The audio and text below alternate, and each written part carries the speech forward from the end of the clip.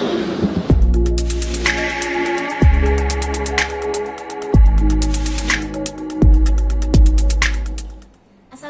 warahmatullahi wabarakatuh. Halo kelas, welcome back SMA Namira Visual Video bersama Miss Nila dalam pelajaran Bahasa Indonesia. Kita kembali bertemu pada pertemuan ketiga. Oke, kita lanjutkan pada materi kita. Oke, materi Bahasa Indonesia kita hari ini untuk kelas 11 masih mengenai proposal. Yang kita bahas minggu lalu sudah definisi, tujuan, serta manfaatnya. Untuk minggu ini kita bahas ciri-ciri dan jenis-jenisnya. Pertama, ciri-ciri. Apa sih ciri-ciri proposal? Yang pertama adalah proposal berisi ringkasan kegiatan atau penelitian. Ya, jadi dalam proposal itu terdapatlah ringkasan apa saja sih kegiatan yang mau dilaksanakan atau penelitian apa saja yang akan dilaksanakan. Ciri-ciri kedua, proposal dibuat dengan singkat, padat, dan jelas tanpa bertele-tele. Berfungsi supaya agar pembaca mudah memahami apa isi dari proposal yang kita ajukan.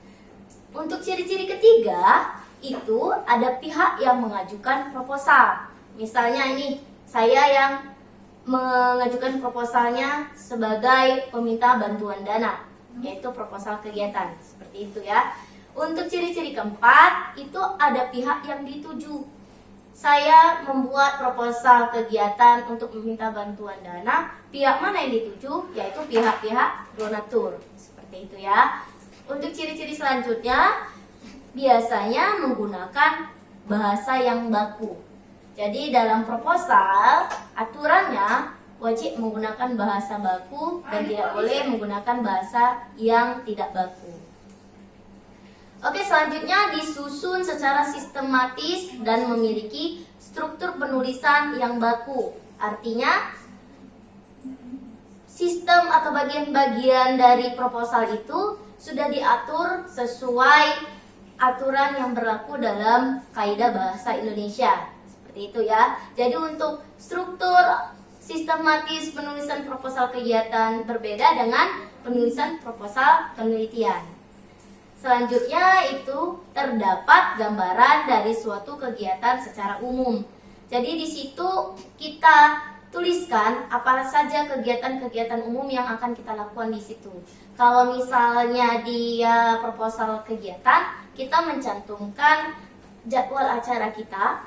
Kalau kita membuat proposal penelitian, kita mencantumkan jadwal penelitian kita dari awal sampai selesainya penelitian tersebut. Seperti itu ya, tapi gambaran secara umumnya saja. Ciri selanjutnya, mempunyai kekuatan yang bersifat persuasif. Apa itu persuasif? Yaitu mengajak. Jadi untuk proposal itu disetujui, untuk proposal itu supaya mendapatkan bantuan, kita harus membuat proposal itu yang bersifat mengajak atau persuasif dan mempengaruhi. Seperti itu. Ciri selanjutnya, disusun sebelum rencana kerja. Dan yang terakhir, memiliki sasaran tujuan yang jelas. Ya, jadi tujuannya harus jelas. Jika proposal kegiatan, apa tujuan kegiatan tersebut? Jika proposal penelitian, apa tujuan dari penelitian tersebut? Selanjutnya yang kita bahas jenis-jenis proposal. Pertama ada proposal kegiatan. Apa itu proposal kegiatan? Yaitu proposal yang diajukan dalam rangka membuat kegiatan. Ya, proposal kegiatan ini sangat bermanfaat karena membantu tersusunnya rencana program kegiatan yang akan diselenggarakan serta susunan kepanitiaan. Contohnya apa? Proposal kegiatan, misalnya proposal lomba dalam rangka memperingati HUT RI. Dan kalau kita SMA Namira biasanya kita membuat proposal kegiatan NTC. Ya. Oke.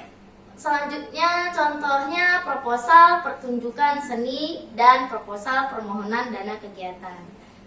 Jenis kedua itu ada proposal proyek.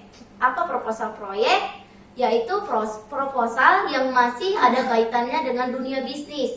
Jadi jika mengajukan suatu usaha atau bisnis yang seperti UKM dan perusahaan perorangan, itu kita buatlah proposal proyek. Untuk proposal proyek merupakan proposal bisnis yang berisi tentang proyek pembangunan atau pengadaan. Proposal proyek biasanya ditemukan dalam dunia pemerintahan.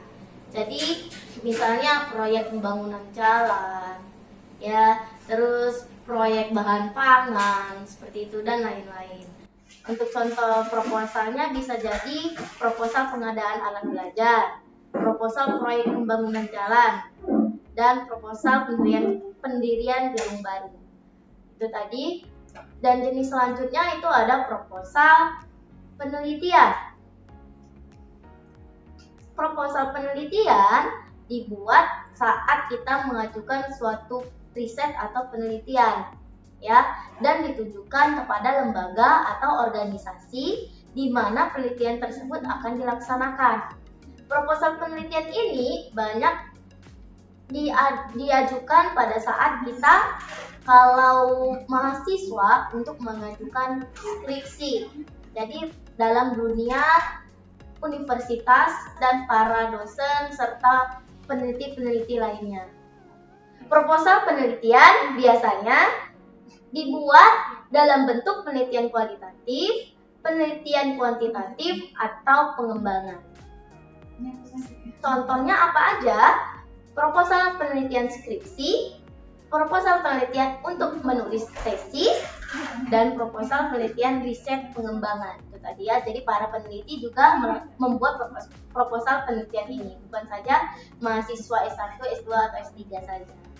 Oke, selanjutnya itu ada jenis proposal bisnis. Beda dengan proposal proyek ya. Kalau proposal proyek tadi biasanya dalam dunia pemerintahan.